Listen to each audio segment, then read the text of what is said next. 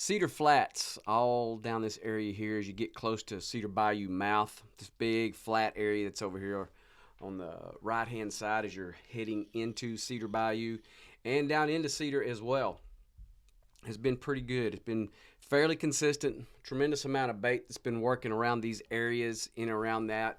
You got great grass flat that's there. You got the edges that are there. So the one thing that's happened, again, water still hadn't blown out of here. We're still having some pretty decent amount of water that's working in our estuaries. So I'm hoping you're taking advantage of these opportunities that we've had over the last few weeks where we've had more than usual amount of water that we typically would have this time of year.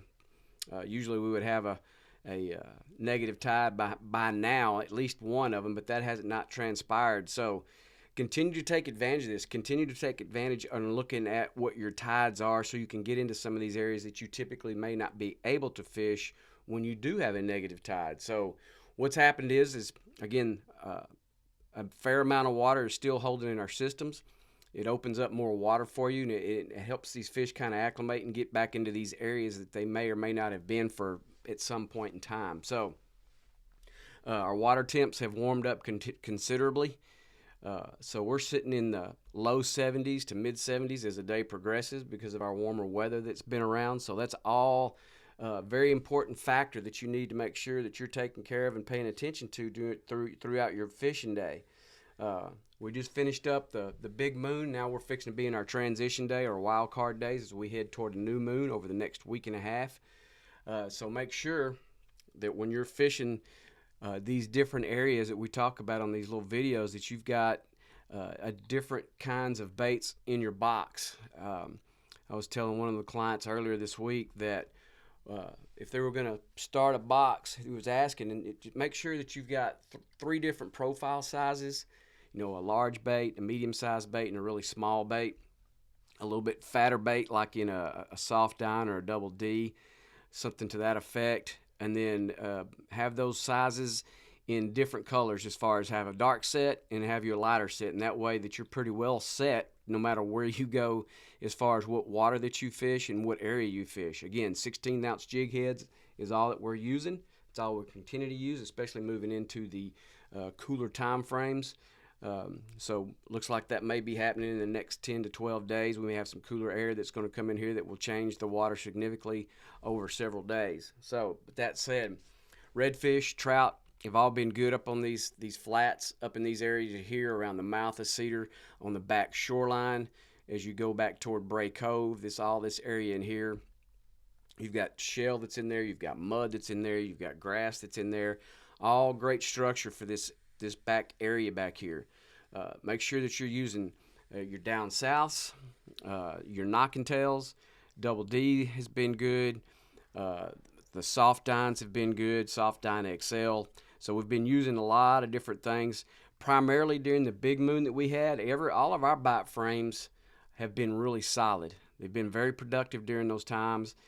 Primarily using like the burner shad by down south in both the Twisted Tea, White Ice, and Purple Rain have all been the most productive in those particular colors. In the knocking tail, again, it's been the greenback has been the most productive. And we've gotten into a little bit more clearer water, so we're throwing the heavy metal as well. And then, of course, for the down south, we're throwing the White Ice to that effect, or the Chicken of the Sea and that burner shad as well. So it's got a little bit more translucentness to it when you're getting that really good clear water or just barely stained water. So it's worked really well. Very productive. Again, during the majors and minors, that's when we've primarily targeted. Everything was, no matter what estuary that we were fishing in, those time frames, again, were very productive with those particular sizes and baits. You know, when you're in the big moon or in a big old high pressure, you want that smaller bait so those fish will be more apt to eat that, given the opportunity. So, and that's all you're wanting to try to do is give yourself as opportunities when you have these different conditions. And the conditions constantly change.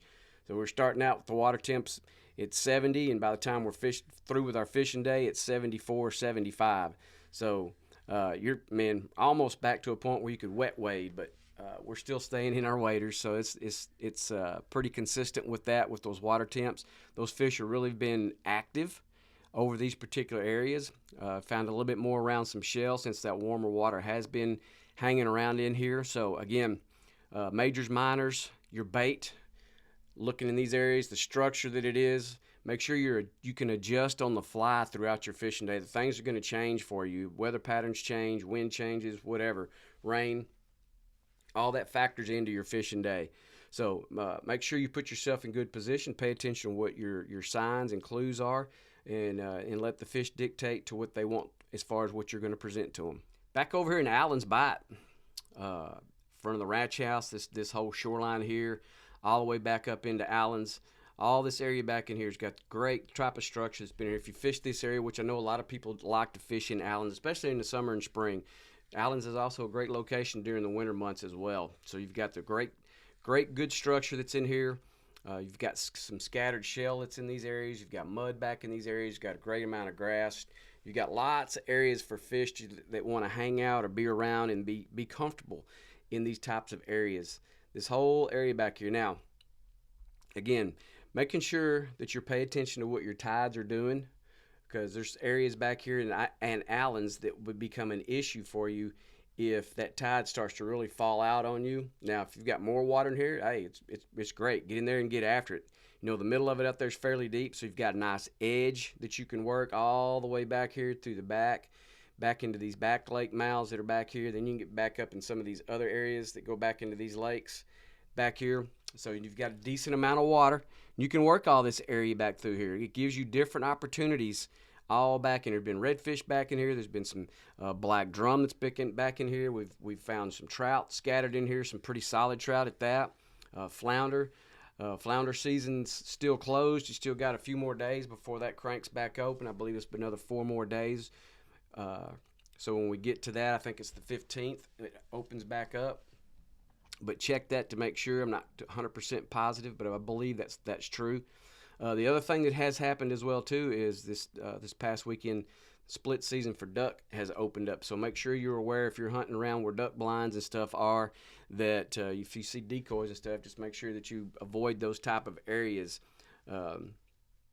and so you don't have to worry about not having to, an errant shot or something to that effect that maybe get over top of your head, or maybe catch some BBs as some ducks are flying by. But anyhow, all this area back here, these back lakes, when this water level's up, they give you great opportunity to catch a lot of these different fish.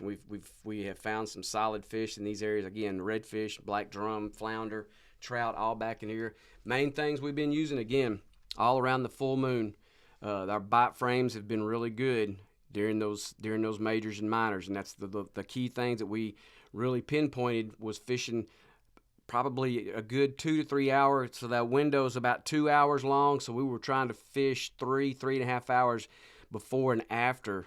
So the whole time frame, we have that amount of time in a particular area with the things that are working for us. Again, the burner shads were the most productive during our time frames, during those majors and minors. Again, full moon bite, you got to downsize that profile to give those fish an opportunity to still want to eat. It gives you other opportunities. If you're trying to throw something that you always throw and don't change up anything, then your success rate's really going to drop back down, and your productivity will not be as good as what you would like for it to be.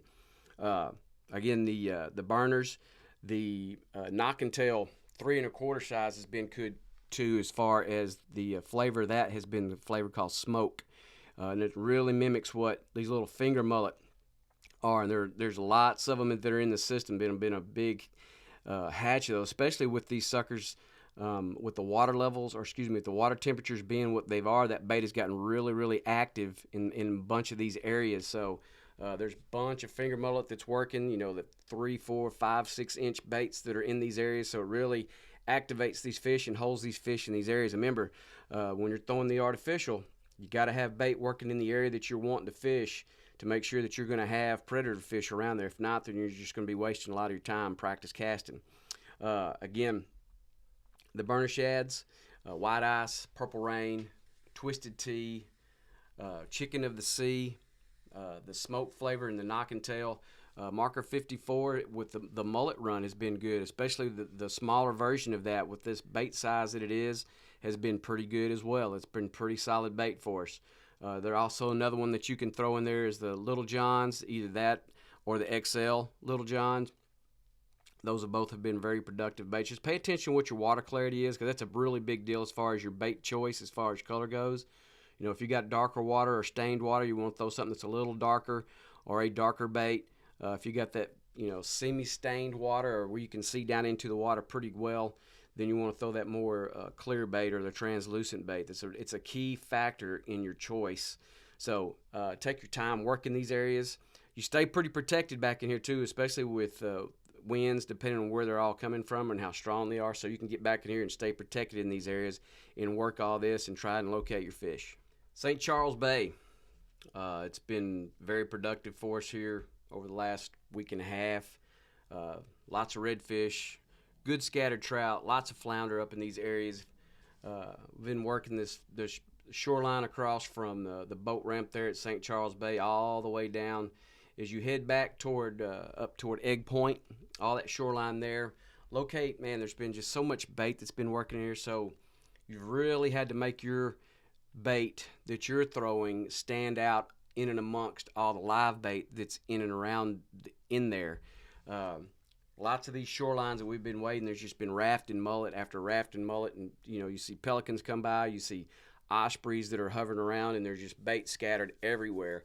So you really have to pay attention to how you're presenting your bait to these fish to really make sure that you're getting the best opportunity, because they got, like I say, lots of competition. They're going to choose more times than not. They're going to choose that live bait over that artificial thing. So when you're presenting them, make them lively, make them work. Make sure that they just kind of stand out just a hair different than what's just literally there all the time. One of the things that's been pretty solid for us has been the double D in here. Another thing that's been very solid has been the down south burner shads has been solid back in here. Purple rain primarily has been the number one color that's been very productive for us in here. Another one's there's some water been in some of these areas has been pretty clear, maybe just a tad bit off stain. So we've used 3 different burner shads for that. We've used the Firecracker, Mud Minnow, and a new one that's been out not too terribly long. It's called Acid Rain. Those are all burner shads. Then you've got your standbys and your Twisted Tea, your Chicken of the Sea, your White Ice. Those have all been, every one of those flavors have been very solid as far as working for us. Smaller profile, a little bit more translucent water and translucent bait, so the fish have been really drawn to what those actions are. So working it, bouncing it, ripping it, straight retrieving's been good as well, because if you've seen the burner shad, they've got just a little bit bigger tail on them than what the originals are. So in these type of applications, it really stands out and it helps you catch those fish that you may not be able to. The knock and tail in the heavy metal has been good. That's a 4-inch bait, so we've had pretty good success with it. But again, the most success and most production has come from the burner shads and those selections. Working over here toward cow chip, all this shoreline here where you got all those duck blinds as they head back up to Big and Little Sharp. That big mud flat that's up there between Big and Little Sharp has been very productive for us. Caught a lot of different species of fish that up there just periodically and throughout. But the main things that we've pointed out and that's been very, very productive for us has been the majors and the minors around this full moon. That's been our best bite. In between those bite frames, as you transition to the next bite frame, we've just been scratching. You've had to work and work and work to locate and try to get fish to eat for you, especially when we were at that 98, 100% fullness as far as illumination goes on that. Again, we're transitioning away from the full moon. We're on the back side of that now. We're starting to head toward the new moon, but we are going to be in our wild card days here really soon. So again, have all different sizes when we go into those, because all your bites can be different from day to day, from bite frame to bite frame. Those opportunities will come at you. So make sure that you're prepared for that. Make sure that you're paying attention to what your weather is going to be and what's going to be happening with our tides. At some point, we're going to wake up and these tides are going to be gone. We're going to be in a negative tide frame, so make sure that you have that game plan already in place. You can always adjust it as you get into the day and move down as the fish dictate to you what they want and how they want stuff done to you. But make sure that you have a game plan, weather-wise, tide-wise, what your winds are doing, what all that kind of information is very important to your fishing day. Again, look for your bait work in these areas. Work all these different shorelines based on what your wind is. Pay attention foggy mornings and proceed cautiously when you have to do that if you're having to fish on those types of days or want to fish on those days. But it's been good. This up in this area up here in St. Charles has been very productive for us.